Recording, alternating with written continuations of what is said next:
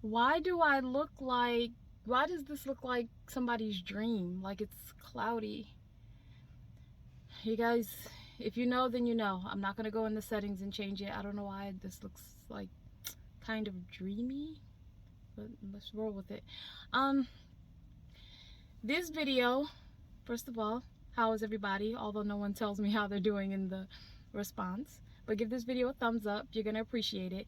This video is in response to Jose Garcia's question. He asked if I mind telling what am I healing from? What am I healing from? If you watch my last video, this will make sense. So watch my last video, then watch this one. What am I healing from? Remember, if you watch my last video, you'll see I said that every day I heal. Every single day I heal. What am I healing from? Betrayal. A lot of betrayal traumatized me. It really did. A lot of betrayal. You guys, this might be a long video because I don't know what I'm gonna say. And when there's unplanned videos and I don't really write down points, you guys know how it gets. We might be over here for 45 minutes, but hopefully you will get something nutrients from watching this and apply it to your own life. Betrayal, not just from my ex, but from both sides of the family.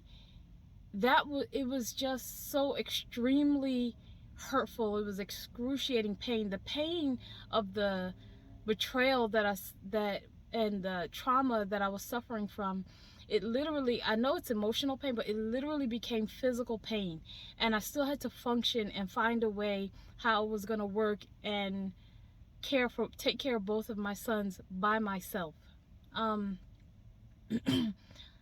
At the time I was working and I had my baby in daycare, and my oldest son was in before school care and after school care because I was trying to get those hours in so that I had enough money to pay for the things that we needed. Yeah, I heal from betrayal and a lot of hurtful things that happened to us, not just me, happened to me and both of my sons. We heal daily. And what healing looks like is something that bothers you, you push through it. You push through it. If you've watched any of my other videos, I tell you guys, there are unseen beings that will bring you the same kind of situations just to keep you stagnant in that place of suffering. They do that. The way you push through it, you just have to ignore it. Now, there's going to be somebody who watches this video like they've tried to ignore certain things and bad things still happen to them. That was happening to me still in the beginning when I was closer, at the times where I was still going through those awful hardships, those terrible life tests, people just being so abusive. People are really, really abusive. If you have nothing, people, you'll see their true side. You will see the ugliness in people, even people you wouldn't even imagine could be hurtful. They will offer you help and then mistreat you when you take their help. It was a lot. And you know what I felt like? I didn't know why it was storming on me in every single area of my life. Like it was like I couldn't get any air. It was awful. And I think one of the reasons why it was so terrible is because I knew who my ex-husband was, like in his ways, how he was, just immoral, just everything that he was doing. We would talk like in private and secret or something, but like at home. And I would tell him, whatever you do, before you step out and humiliate me before the entire community, divorce me. I would much rather a divorce. Now at that time, that's how I was thinking. And if you come from being raised not secluded, I don't know the word I'm looking for. You're not out in the world like everybody else. Sheltered. You come from a much softer place.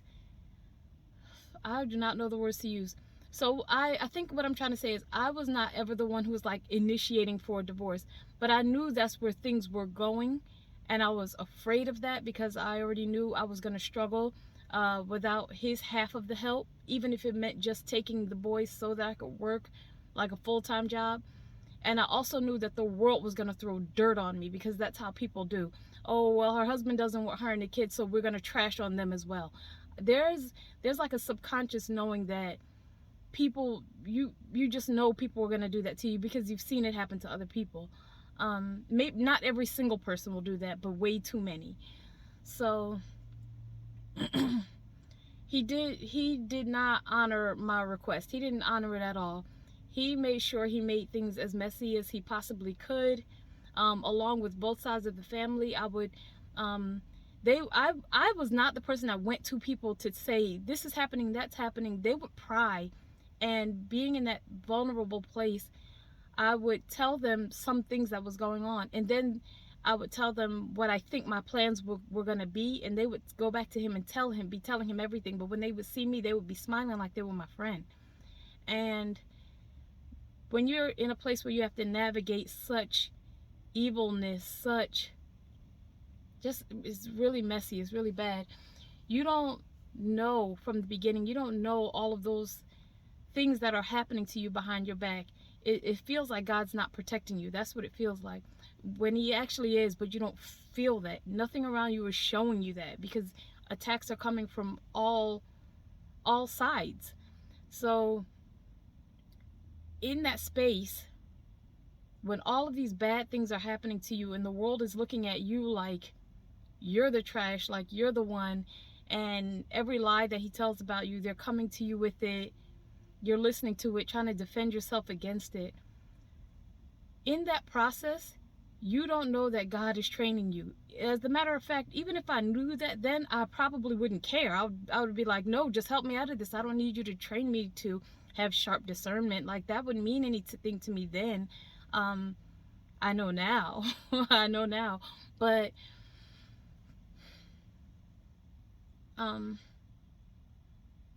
through that, God was giving me his wisdom. And in the beginning, I didn't know it. For years in the beginning, I didn't know that. I didn't know that. I was so busy trying to do the obvious, like work my job and try to start an online business, which I have wasted thousands of dollars on these programs that nothing was working out. Everything was failing, and I was putting my money into everything because I wanted to continue working and also have some extra money coming in so I could properly raise my sons without struggling so hard. And then there's things in the world that you really don't know about, how people are cutting corners, because when you come from a life where you are married, your husband works, you work, you don't know about all of the government fundings that you could have. You know about them, you do know about them. How can I say this without sounding like an idiot? You don't really know how to utilize them, and to me, none of those programs was like coming to my mind. I didn't know how to fully think independently on my own, so I was working and trying to start an online business, and then living with people who I thought was friends and family, but they were like spitting on me, and making it extremely hard for me, doing things like inviting me to stay with them for the summer, and I'd be like, cool. I'll be able to pay a little bit of money to stay with somebody, a friend or a family member, and also be able to save. No. When that's not God's plan for you, things like that don't work out. That makes logical sense, right? But when that's not God's plan for you, that hurts, because he allows those people. God is so amazing. Please don't think I'm crazy, guys. God is so amazing. He will allow those people to do awful things to you to push you out of that situation, because he doesn't want you to be there. Now, one might think, so where did he want you to be? I don't know. I can't even answer that. I do not know, but I just know he will put me in those I would be in those situations, and he would allow friends and family to do some of the worst things to myself, my sons. Imagine you go stay with a friend for 2 months. during the summer, mind you. So they were not in school, and I didn't have the money to put them in activities. And even if I did have the money to put them in activities, I had to go to work. I didn't have anyone to take them to swimming and then go pick them up from swimming. Like, there was no one there to do that. So the person I was staying with, she was fine for the first 4 weeks, and I would give her some money for like electricity or whatever she wanted to use it for. You know how that is. If you're just giving money, whoever is the owner of the house, they can do whatever they want with it. But I just wanted to be giving something. By the way, I was working part-time, so I'm like, I don't know how I'm gonna come up with the money for down payment or direct deposit and first month's rent. Like, and at the time, rent was at that time, I think, $1,200 a month, most places. But that's not enough, because even then you had to make 3 times the rent. And $1,200, that's not a lot of money, but at that time I was not making 3 times the rent. So giving money, still having to pay, and I had bad credit, so my car note was really high, but I had to pay that because I had to have a car. Like, it was just situations. Okay, so what I was saying was, after 1 month, she was okay. One day, her husband came home and said, oh, I didn't know you were going to be here. How are you doing? And so I said, I'm good. How are you? He said that he was good and that he had a good day at work. And that's where the conversation ended, because it wasn't really a conversation. It was just small talk, because he was quiet. And he probably knew I wasn't really going to go all in and have conversations like that anyway, because you guys know, most Muslim men and women don't sit and chill and talk and just be all in each other's company like that, because that, you know the saying, familiarity breeds contempt. We try to stay away from that. So anyways, the second month I stayed with her, I didn't know that once I went out to work and she and her husband went out to work, she would turn the electricity off. So and we lived in Texas, so there would be no air conditioning in the house. They couldn't even turn cartoons on to watch the cartoons. She would turn everything off, and they would be sitting in extremely hot heat. The way I found out is, I got off work early. I don't know why. I don't know why I got off work early that day, like an hour early, and I went to the house an hour early, and they were sitting there in the heat like that, and in the house. And see, this is a trigger for me, right? This happened when my sons were little, maybe 3 and 12 or something, 3 and 13 or something. And my oldest is 22, by the way. And this is still a trigger for me. She was leaving them in the house, the hot heat like that, and my oldest told me, like, it's like this every day, but he just didn't complain about it.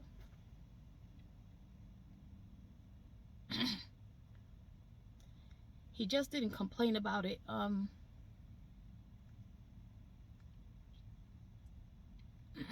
He didn't complain about much, because he knew we were going through a lot, you know.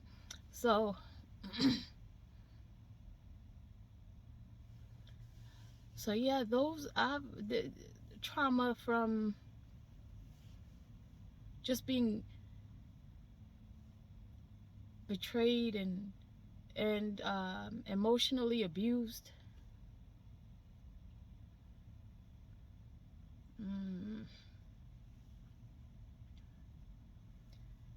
Sometimes at those times when I would drive past certain places, it would bring up certain memories, and I would have like a really hard time driving, you know, certain ways, or, you know, having directions to like go to school, or just wherever I was going.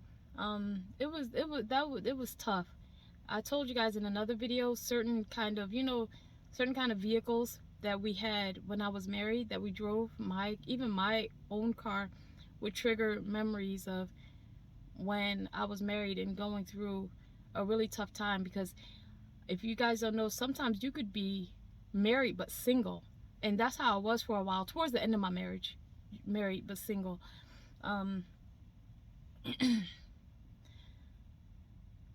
So trying to get myself together for you guys, okay? Put all this eyeliner on. I could not be crying this off, all right? So I was I would get triggered by the kind of cars that I would see that I knew that he drove. My whole life was completely different, and I was living in a different state at the time and everything. but that would still strike up such a fear into me. Even little things like driving past a courthouse.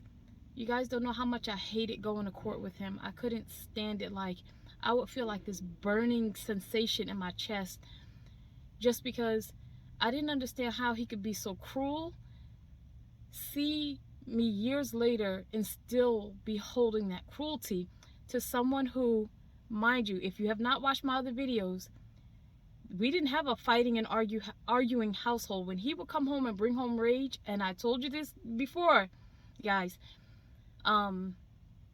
it was always about his own drama that he would be having with his girlfriends, or that he would be having at work, or that he would be having with his own family. Like, it was crazy, him being loud, yelling on the phone, either in the house or the garage or just whatever it is, and then bringing me the situation, not looking for a solution, but kind of like wanting me to be on his side about whatever it was that he was arguing and fighting about. Never once did he come in and complain about me, the household, the kids. You know how couples fight about finances, the house, the kids, what are we going to do, this is this. Those were not our arguments. We didn't even, and then you know what's so funny, on his good days we would talk about it, and we'd be like, we don't even have arguments. We don't even have arguments, although in reality, we could have had arguments if I brought up certain things that what he was doing that was a domino effect on our family. We could have had arguments, but I'm not really savvy with words, so I can't argue with him. And then if I'm bringing up a point and I'm bringing up something that's important to me, I can't yell and scream and fight about it. I just want to just have a conversation about it. I don't want it to be combative. Like, I can't handle conversations like that. We can come together, we can have a conversation, we can iron things out, maybe not in that conversation, but try to come from a place where we're trying to see or understand each other's point. That's how I am. But with him being so irate and over the top and throwing things and using profanity, and those things would be hurting me and damaging me, and I didn't know how to argue like that, because I never saw that. I never saw that in my own parents, in my parents' marriage. And I told you guys before, I didn't ever hear my parents argue until I was like 22 years old, and it wasn't really even in a heated argument. They were disagreeing about switching over of dental insurance or something like that. Anyways, so those things were not anything that was enough to break me. The things that I didn't like is that he would, from time to time, and I had a soft place in my heart for him, because from time to time, he would talk to me about arguments that he would be having with his girlfriend, and that would hurt me because I'm his wife. I was like, okay. So I couldn't even, he would talk to me from like another person's mind and another person's mouth. So I couldn't even come back to him with anything that made sense or logical, because he was talking to me almost like he didn't know me. Like, he knew me, but like I was just a friend. That was terrible. And I had to deal with how his mind was.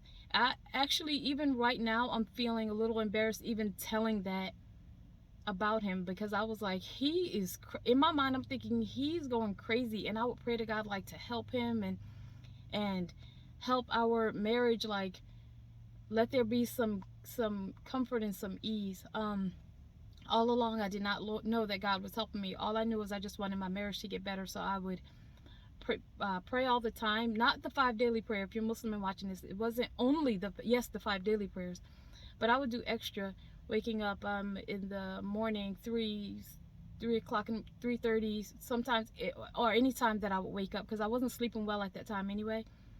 And I would go into sujood, and like, that's a prostration. You guys know how Muslims pray when you go and you have your forehead and your nose on the floor. Without getting into too much details, because I don't want my video to be so much on one-sided, just praying to God, right?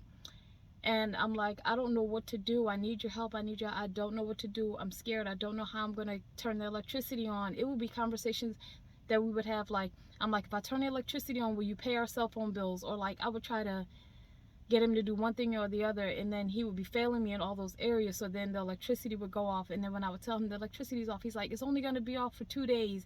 It's only going to be off for 3 days. Imagine you have a 2-year-old in the house, and you have 2 kids, by the way, and he's saying it's only going to be off for this amount of days, or oh, who cares? And I'm like, uh when you, if you decide to come here, can you bring some groceries? No, you can't go ask somebody else for, you can't ask. Like, those were the conversations, and I'm like, God, I need your help. I don't know what I'm gonna do. It's bad enough he's humiliating me, and people from the community are repeating what he's saying. By the way, people in the community, even family members that he's even cheated on me with, all coming against me like I did something. I'm just like, I don't know where to go with this. But as I was praying to God, it seemed like none of my prayers were being answered, because everything that was happening was the opposite. In fact, things were getting worse and worse and worse. He literally stripped me of every single thing. And I'm like, I don't know what I'm gonna do, but you promised to take care of me. You told me that I'm special. I would literally be talking to God like this, and I would be crying like, you told me I'm special. You told me you will take care of me. You told me you'll never let me go without. And I would say this: God, please forgive me if this is wrong to repeat this again. Um, I have to hold you accountable for your word, because I know you can't lie to me. And it's so funny how when you're going through your hardships, God's still talking to you.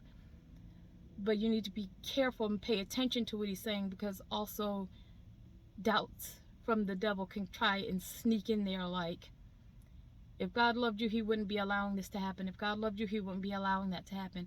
But I was like, I was stubborn. Like, I know you're going to take care of me. I know you're going to open doors for me. Like, in my heart, God was telling me that I was special. But to look at my reality on the outside, I had absolutely nothing but my car and a piece of a raggedy uh,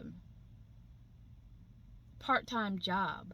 Random part-time, like, I would do anything that could try and fit my life for raising my two sons and trying to work little part-time jobs and being under the firing and an attacks of family members and friends, and people just shunning you, and people stepping on you or stepping past you like you don't even exist.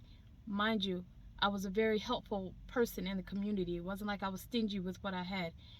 Many people in communities are helpful. I almost felt arrogant saying that. May God forgive me. I'm not coming from an arrogant place.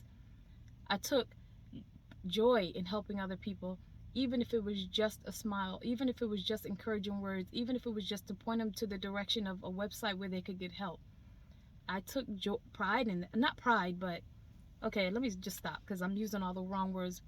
But it made me feel like I was nourishing or enriching somebody's life to be able to help, even in just the smallest ways.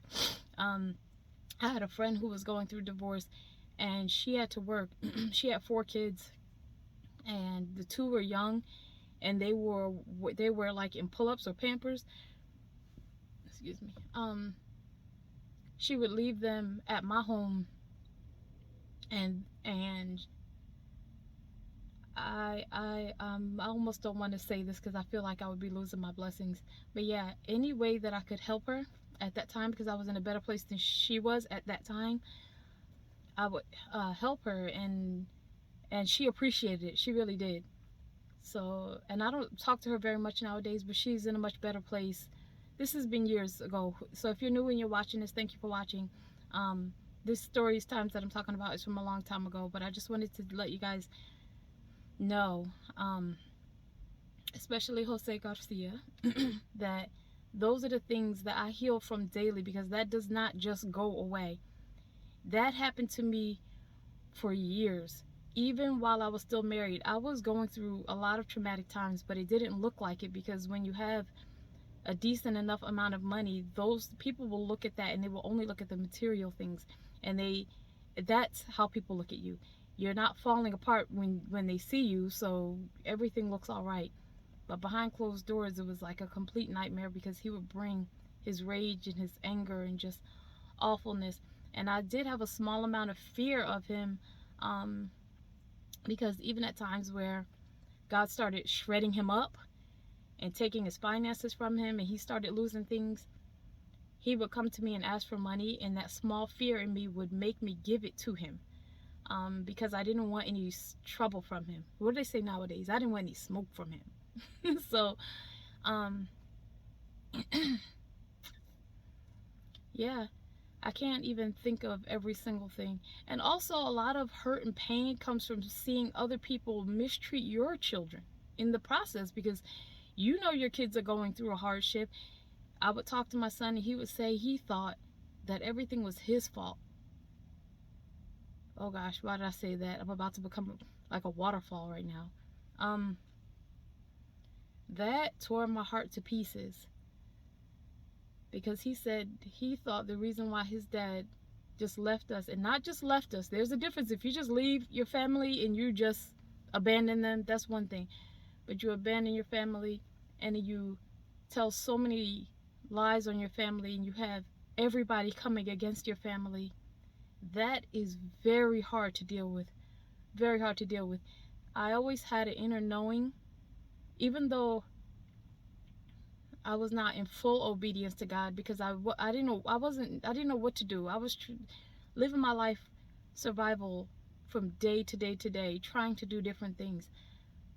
I did have an inner knowing because it was just me. I didn't have anybody to go to bat for me. I mean, to like be on my side, and you guys know how that is when there's nobody, and that is such a blessing from God because it makes you turn to Him. For a lot of people, it makes you turn to God even more and become even more and closer with Him. But I always knew God is on my side. I always felt that way. I know I didn't, to look around, I didn't see anything, and I felt like no prayers were getting answered or anything like that. I was like, my goodness. Um, I did know He was on my side, and I was like, I'm just going to continue being patient. I knew I had the discipline to be patient, even though things that will break me is to see my children cry. Seeing my children cry, that will break me, and I'm like, something has to change, because although I had the discipline to sit still and continue to pray to God, sit still meaning go to work, uh, continue to have your relationship with God, talking with God every day, telling Him, I don't know what to do. I need your help. I thank you for what you have given me. I thank you that on most days I have something to eat. Um, thanking Him for what He's given you, your excellent health, the ability to even get a job and keep a job. Like, you thank Him for all the good things, and then you asking for His guidance and stuff like that.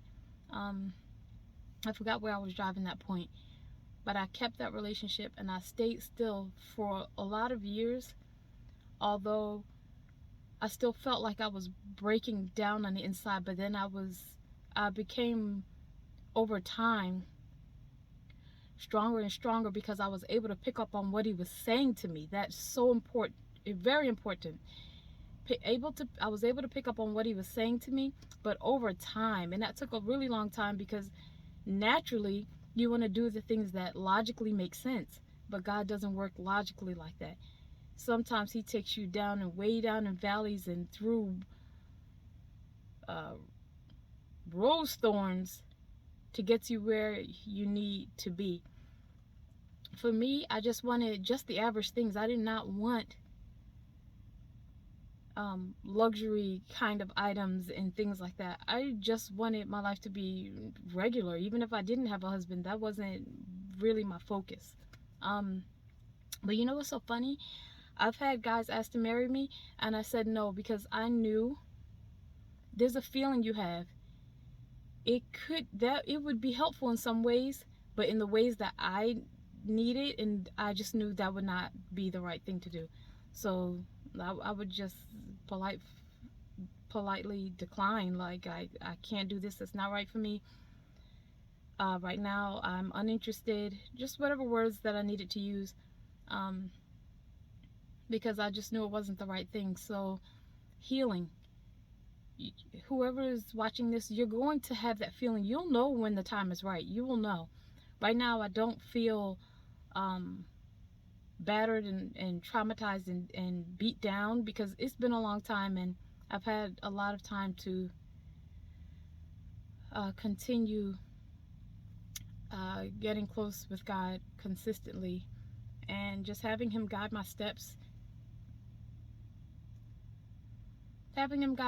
Because I'm by myself. So when I ask God for His guidance, He opens doors in ways that I'd never think that it's going to be. So I never try to figure out what it is. And look back through my other videos, I always tell you, what God is, how He's leading you, it never makes sense to your mind. That is not how God works, and that's not how God shows up. He doesn't show up in human forms. Now He sends messages through people. He does, but it's when you least expect it. It's not like, it's when you least expect it. It's not, you're not looking for that answer, but when it happens, you know it's exactly for you because you know what you talk to God about, and that is one of the ways that God leads you, and that's one of the ways that He leads me.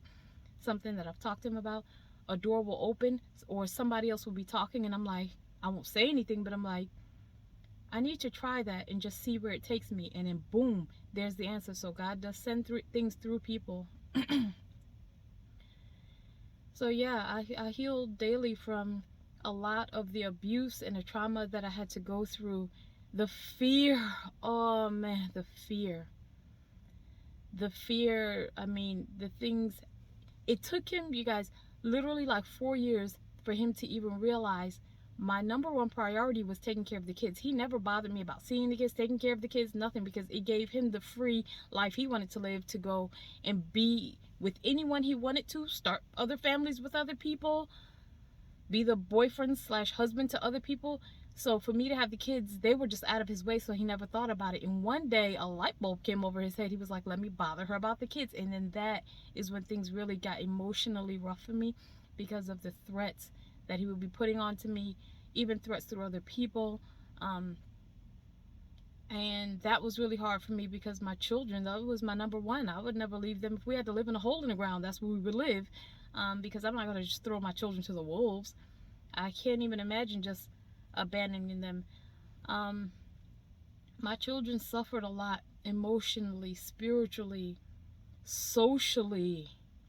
The things that other adults would do to your children, verbally ripping them down because their own dad left them, but their dad is saying, I took them or I stole them, and like, really, like, I needed your help with them, and I would try and meet up with him. He would never show up, sitting in the parking lot for hours waiting for him to show up.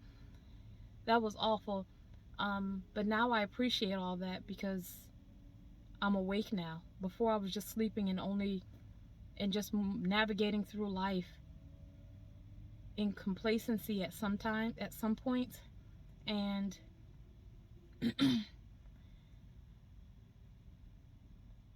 now I feel good that I can help other people who go through really traumatized, like bad situations, in their friendships, in their relationships, just in their lives.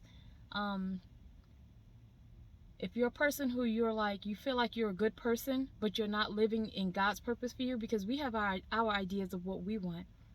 But God's purpose for us, what He wants for us, is completely different. So if you're a person who feels like, I mind my business, I do my own thing, I stay away from people, which staying away from a lot of people is a good thing. But if you are complacent like that, and you're not doing what God is telling you specifically that He wants you to do to help His creation, because that's really how it is. There's the people who are strong, there are people who are in the middle, and the people who are weak. God chooses His strong, and the strong looks like everyone and everything. It doesn't have a particular look. He wants you to help His creation. This is how God works. Who needs your help? Because a lot of people will just fall off, because when test and trial lasts for a really long time, it kills you.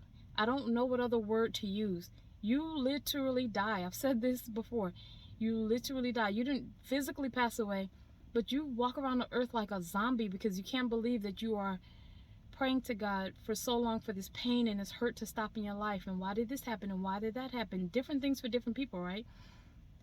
And it feels like you're having no answer. You're just going day to day to day with nothing.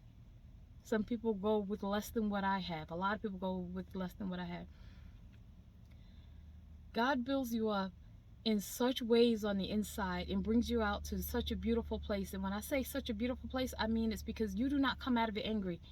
I do not dislike or hate anyone. I don't. I do not dislike or hate anyone. Am I going to hang out with the people who are harmful to me, and who I know would still be harmful to me to this day? Even if they're smiling in my face, they would still stab me in the back?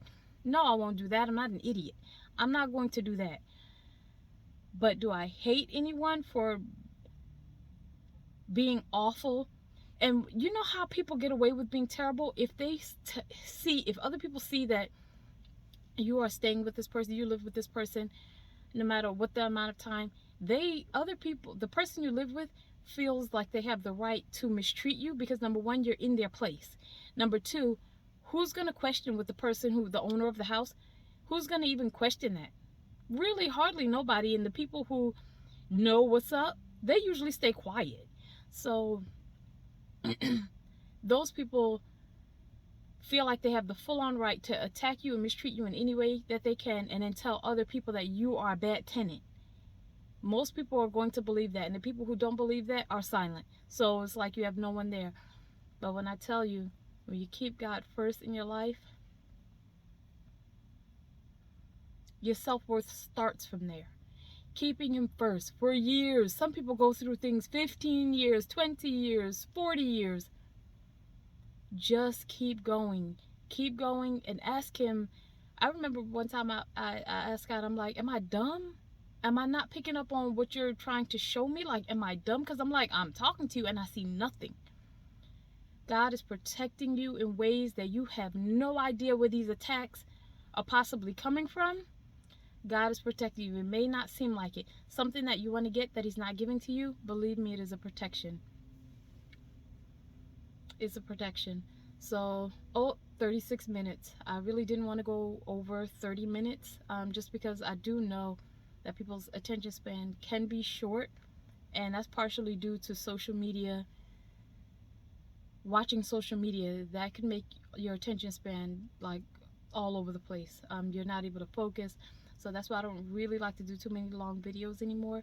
But I hope what I was saying is helpful. I hope this is an answer. Trauma and betrayal comes at deep levels. There are people who have suffered much worse than me. There were people when I was in my terrible times, there were people who I would look at their lives and like, I'll keep mine. I didn't want to trade. No, I'll keep mine. And you know what's funny? It was mostly married people. Mostly married people.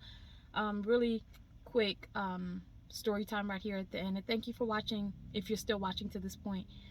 I know a married lady now, and she suffers in her marriage.